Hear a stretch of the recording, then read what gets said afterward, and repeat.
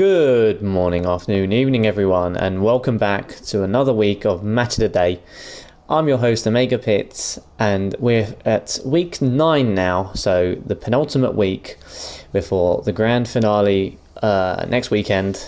So yeah, we've got a lot of matches to cover, a lot of drama to go over, and basically, yeah, strap in. So let's start off with the fixtures this week. First of all, we got Rick versus Jerky, Declan versus Rue, Hall versus Joe, Luke versus JJ, and Louis versus Min. So yeah, we've got some interesting matches there, especially the Hoyle versus Joe match. We know that they despise each other, and there's a lot of hate between the two of them. So it's going to be interesting to see what happens in that match and the aftermath of the outcome. Who else? We've got Luke versus JJ. JJ, the powerhouse so far, against Luke, the data miner. Can Luke data mine JJ, or is JJ's anti-data mining pants too strong? We'll soon see. So that's the fixtures, but let's go into the running order. The running order will be that match I just mentioned, Luke versus JJ. Then we'll have Rick versus Jerky, Declan versus Rue, Lou versus Min, and Hoyle versus Joe. So that's the running order of today's video. Now let's jump right on in and have a look and see who is the special guest this week, and that is none other than the prick himself, Silver, the ex-admin of the Pokeforum IRC who Rue stole the powers from. Let's go over his team very quickly and see what lineup he was running this week. So we got Porygon 2, the Porygon 2 bot, Eviolite with Recover, Trick Room, Ice Beam, Thunderbolt. So as you can see, the main wall for the team will be brought in, setting up Trick Room, recovering, switching back out to the main sweepers. Then you got Stitch the Witch, another Trick Room set with Dazzling Gleam, Psyshock, and Shadow Ball, which was later changed to Mystical Fire. Glub the Golurk, we all know who Glub is. Back in the IRC days, he was the famous bot which sadly died. Running the ground DMZ instead of Choice Band. Silver was split between the two of them and decided to stick the ground DMZ on it because why not. No guard with Dynamic Punch, Poltergeist, Earthquake, and Stone Edge. Then we got Silver himself as Hooper Unbound, the Life Orb Trick Room set. Then we got Mark, Silver's alter ego, running the lead, Landaros Therion, who we just basically setting up Stealth Rock and U-turning out and then doing any damage if need be. And finally, the Weeb Games, Silver plays Magina with Air Balloon to be able to be safely switched in on any ground type, setting up Trick Room and then going for Dazzling Gleam, Flash Cannon, Thunderbolt, you know, looking to get some KOs and abuse its Soul Heart ability. So there you have it. You got the fixtures, the running order, special guest.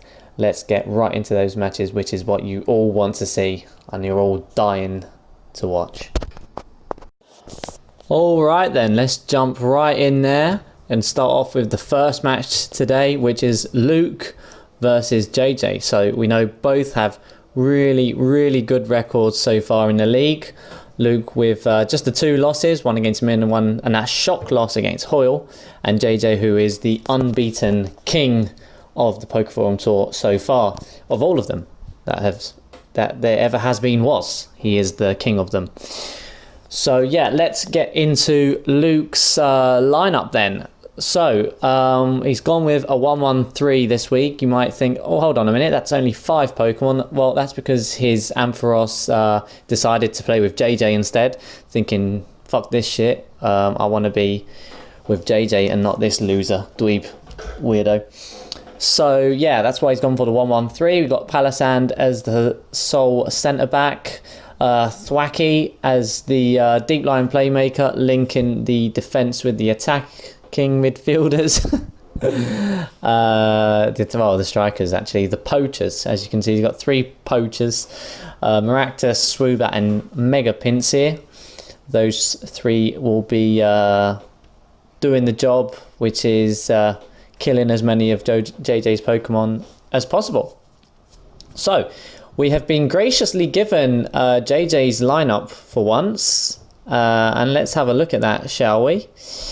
And as you can see, it's a really interesting lineup indeed. You've got JJ sitting there looking menacing, and then you've got Big AP on the other side also looking rather threatening. So very interesting lineup right there. I'm curious to see how this match plays out now. So yeah, let's get into it. All right then, so here we have it. You've seen the lineups and teams. Let's jump right into the match. So as you can see, Luke's going to start off with thwacking off. JJ's going to lead with the Torkoal Blazed. That's going to set up Sun. Luke's going to U-turn out. Fucking JJ. And go for the overheat on the Palisand. Switch out then to Fresh Stash, the Oranguru, which is going to take the Earth Power easily. Luke, his Data Mine must have failed in there, because obviously Shadow Ball isn't going to work on a normal type Pokemon. And as you can see, JJ reminded him there. JJ once again. We can hear him from the touchline. That's how loud he's shouting. Yo, for God's sake, we're talking! And now, I'm lost now. So, Thwacky back in. U-turns out. JJ's got Shed. How's a coughing a Shed? Jesus Christ. Anyway, Palisand. Earth Power's on the Oranguru. That takes the Future Sight, but it takes it easy. Luke is forced to switch out to the Ampharos, whilst Oranguru goes for the Trick Room. That uses flings its Citrus Berry to heal up JJ's standard cart, standard wheels, whilst the Mega Pincer gets spored, and it builds up the Bide. Return isn't going to kill it due to the Focus Sash.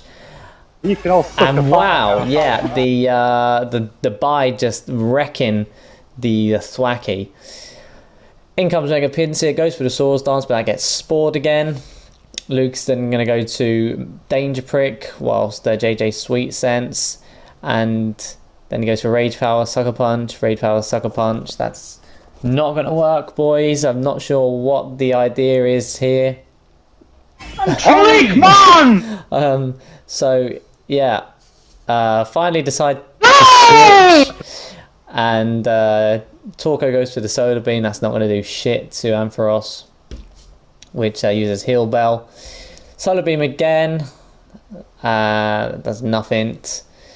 And yeah, JJ's just spamming Solar Beam, gets tired of doing that, switches back out to Fungus, and Rage Power fails. I don't even know what Rage Power does. What does that do? Oh boy, here comes the Wet Room Wall. That's it. Yeah, Wet Room Wall is just gonna smash the Mega Pinsir. Nothing you can do there. Switches out, goes to Bob Ross, and that uses Swagger on the Palisand, and it then hurts himself. Bob Ross goes for the Lash Out. That does a nice, decent amount of damage, and then once again hits himself, and JJ kills it. Brings back out the Torkoal, and that takes the Leaf Storm easy. I reckon he's going to go for an Overheat here. Yeah, and that's going to one-shot it easy. No worries. So Luke down to his last Mon, and he quits. He rage quits. Can't let the Ampharos die. He's not heartless. Well, there you have it. JJ 6-0 the Data Miner once again. So there you go. Easy match for JJ.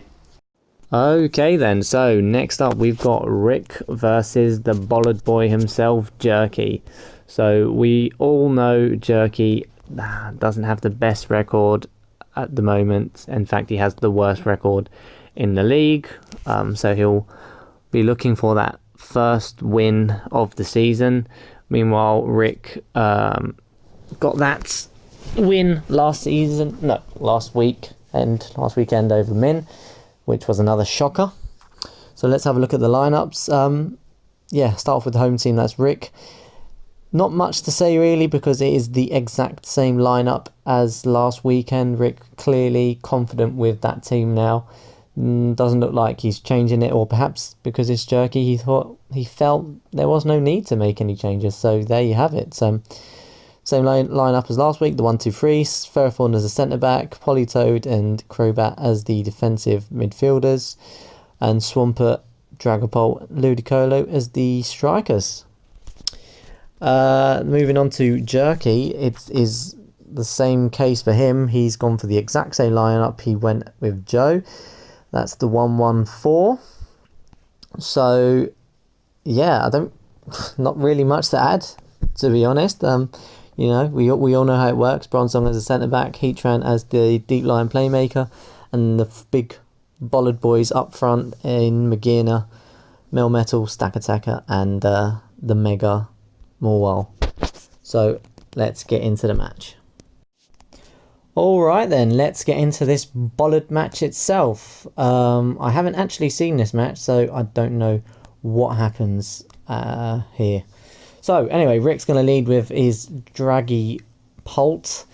Jerk's going to set up the Trick Room, go for the Gyro Ball, and that's going to do a decent amount of damage, to be honest, a big chunk there. In comes Magina, goes for Dazzling Gleam, that's going to kill it, and get the Soul Heart boost. So pretty decent start for Jerky so far. Rick's going to send in Politoed, set up the rain, and go for a Protect to stall that Trick Room turn. Another Dazzling Gleam, that does a mere 42%. Wow, even with the special attack boost, that's fucking shit. Yeah, don't use Magina, to be honest. Anyway, Rick goes for a Scald, whilst the Magina sets up Trick Room again. Not good for Rick, but he's got the Protect to stall it out anyway. And he's going to go for the Scald, gets the burn, luckily.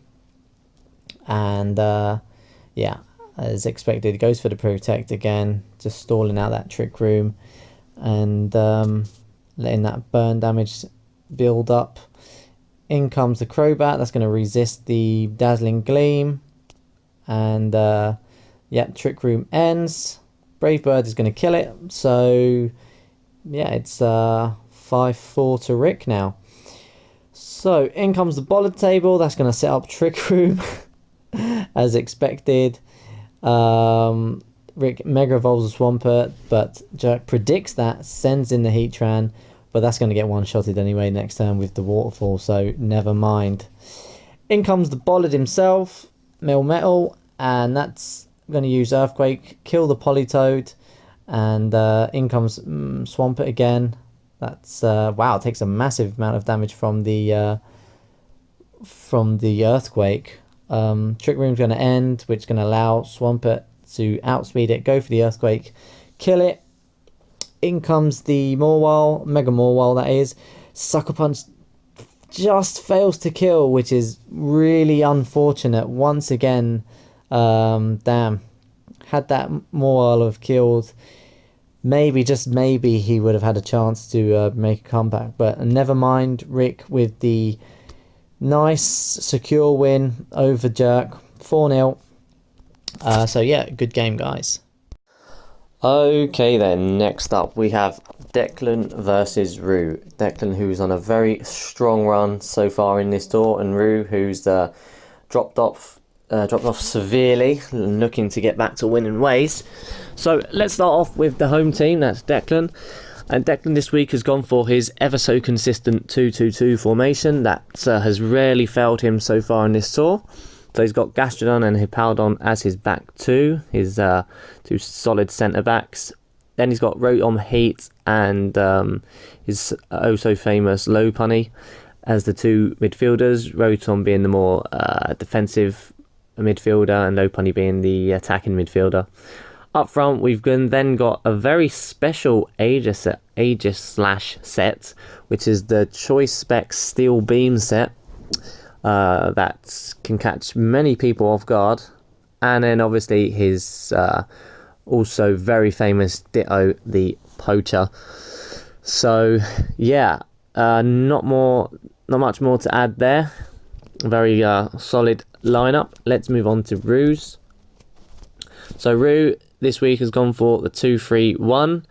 He's got Regice and Corviknight as his 2 centre backs, and then he's got 3 3 attacking midfielders, Frosmoth and Wishy Washy, the wingers, Cinderace as the advanced, attacking midfielder, and then the big boy Tyranitar, Mega Tyranitar, that is, as the target man up top, who'll be dealing a lot of damage.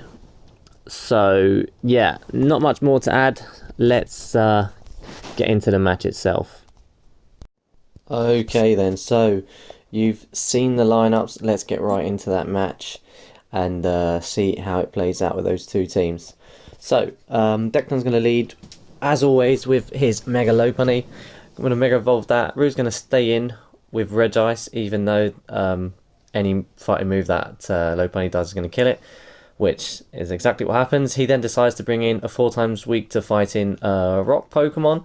Tyranitar gets lucky with the miss, and then revenge kills with an Earthquake. But that could have easily been 2 Mon in 2 turns. So I don't know really what Rue was playing at, but okay. He then leaves it in against the Gastrodon and gets burned, so that's now ruined. So yeah, very interesting plays on behalf of Rue at the moment. Let's see how it plays out for him. Yeah, at the moment, Gastrodon is just doing a good job of walling all of T-Tar's moves and just wearing it out with that burn damage. So he's just stalling out really. No point going in for any over predictions or anything. So yeah, finally takes down the Tyranitar. Rue brings in Corviknight. That's going to go for a bulk up, and Declan will use Overheat with the Rotom Heat. That's going to do a massive amount of damage.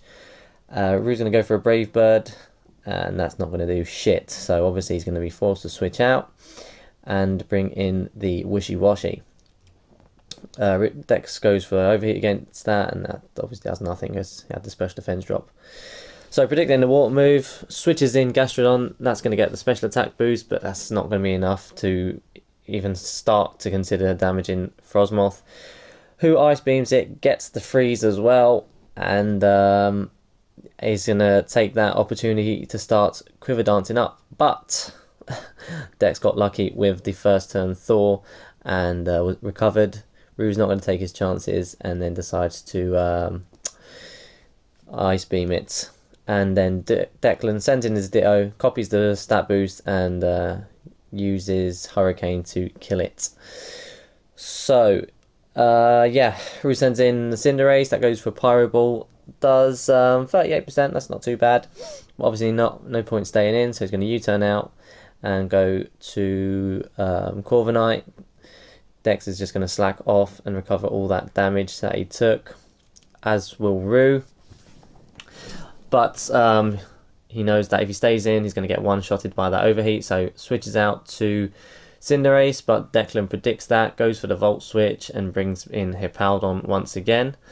Rue's going to U-turn out, go to the Wishy Washy, and yeah, that's Dex going to take that opportunity to slack off and recover the damage.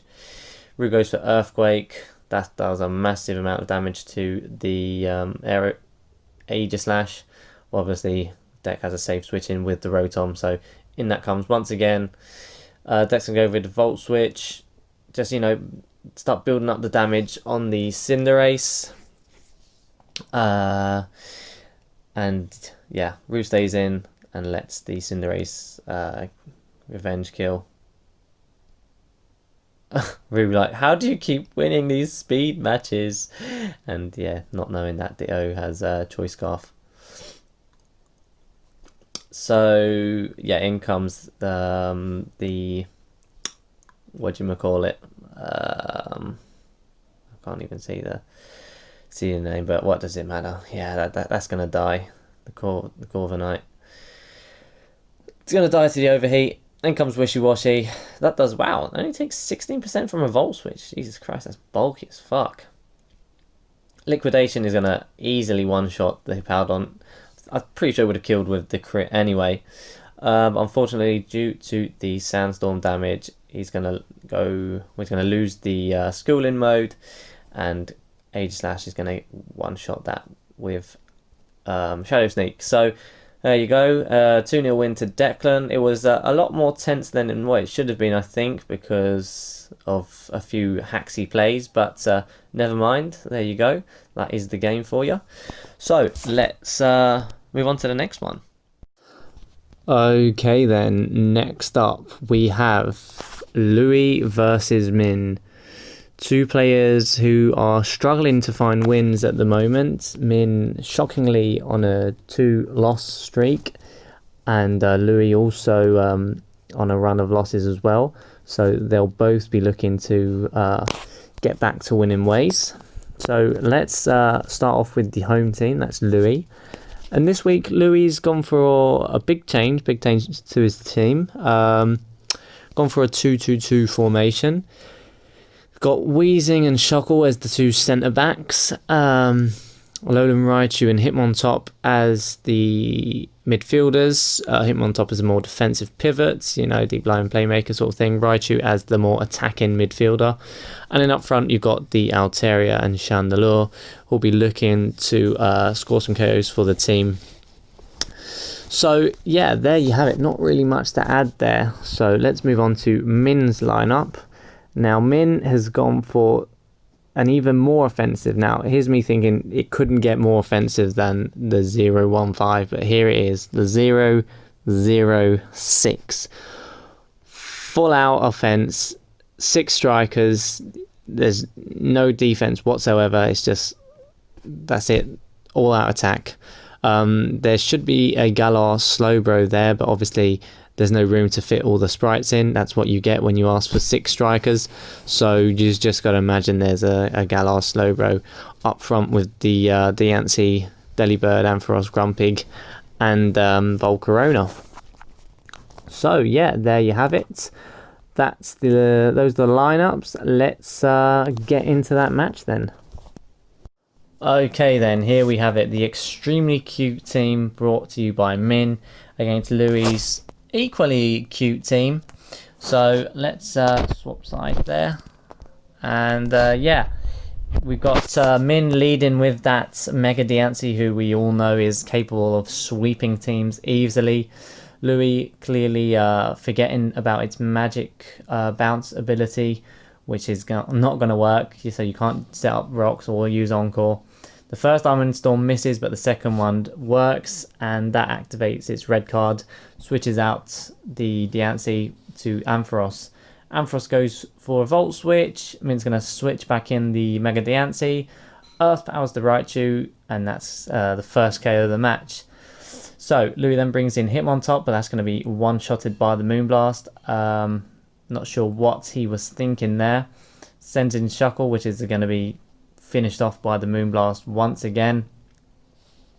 Sent in the Weezing. That's also going to be one-shotted by the Earth Power. Oh my lord. This Mega Diancie is putting in the work. And yep, shout out my boy Joe Stephen when I'm losing 6-0 to this. How it feel. Yep, that is an easy sweep by Mega Diancie. As you can see, Mega Diancie is not something to trifle with. Mega Diancie is a real powerhouse, and Joe about to have PTSD watching this replay. I really am. I really, truly am. And speaking of PTSD, this next match is definitely going to give you PTSD. Good morning, afternoon, everyone.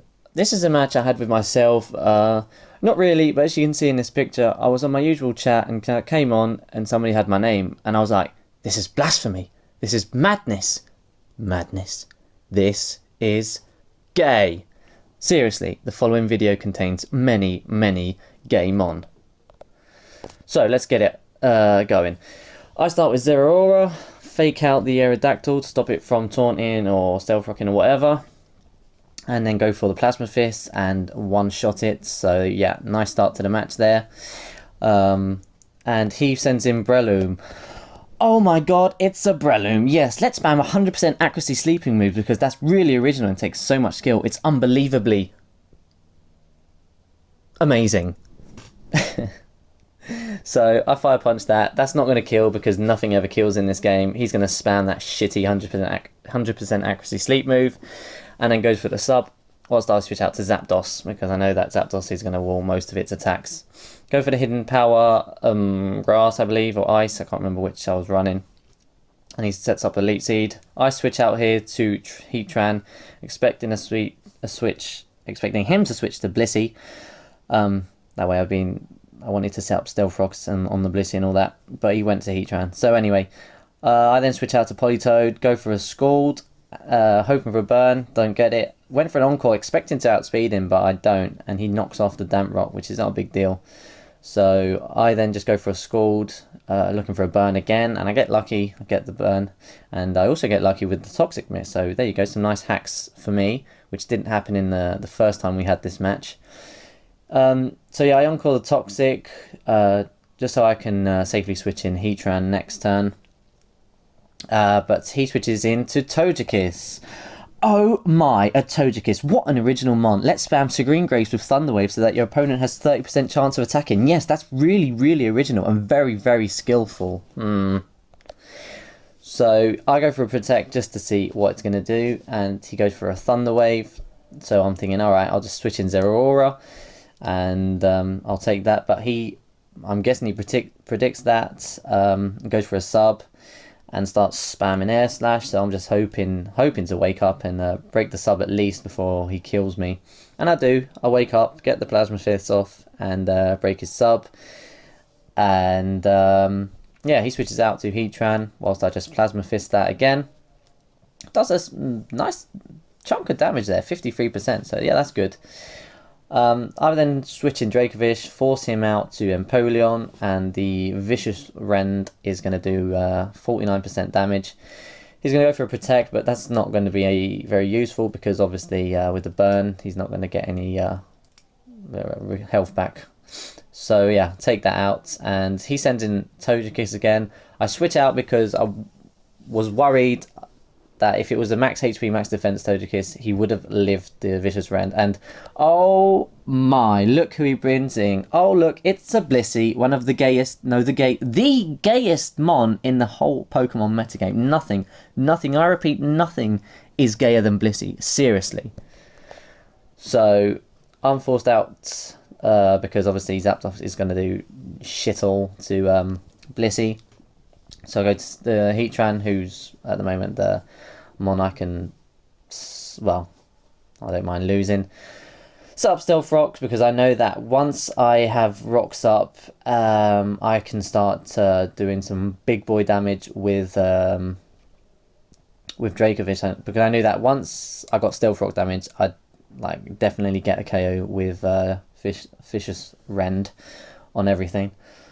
So, why did I switch to Zapdos? I switched out to Zapdos for some reason. I think I don't know why, to be honest, but whatever.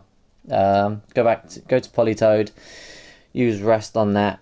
Basically, what I'm looking to do is get a free switch into Dracovish. So he sends in the Breloom, sets up sub, which is annoying. I'm going to break that with Thunder, just in case he decided to switch or something. But yeah, he goes for the Elite Seeds, and he's going to start recovering a hell of a lot of HP. Hidden Power isn't going to kill it, even though this is a max speed, max special attack Zapdos, but whatever. Breloom is too damn bulky.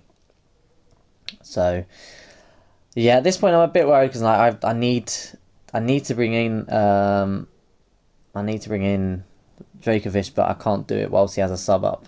So I was looking just for some way to get Dracovish in.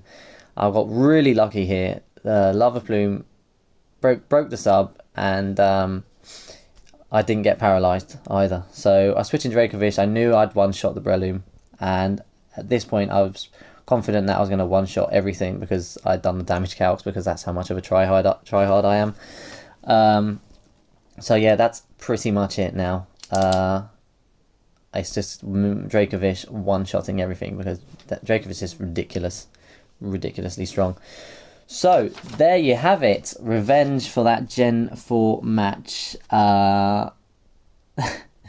Yeah, that was a good game, a good game indeed. I feel very, very satisfied after winning that match and being able to bury the ghosts of my past.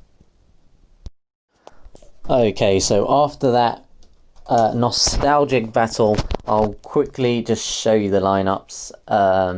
I thought I'd do it after the match because I wanted to give the dramatic intro. So very quickly, Joe's lineup was a 1-3-2, Politoed as the sole centre back, the especially defensive Politoed, and then he's got the three in the middle: Zeraora, Heatran, and Zapdos.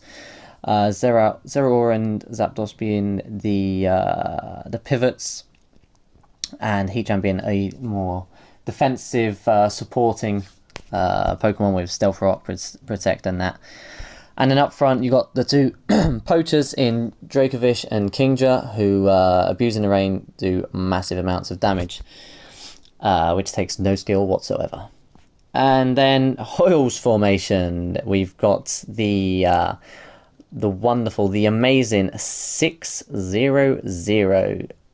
You got Empoleon, Breloom, Aerodactyl, Blissey, Togekiss, and Heatran, all as centre backs, because that is the gayest team, and Hoyle is a stally cunt. So there you have it.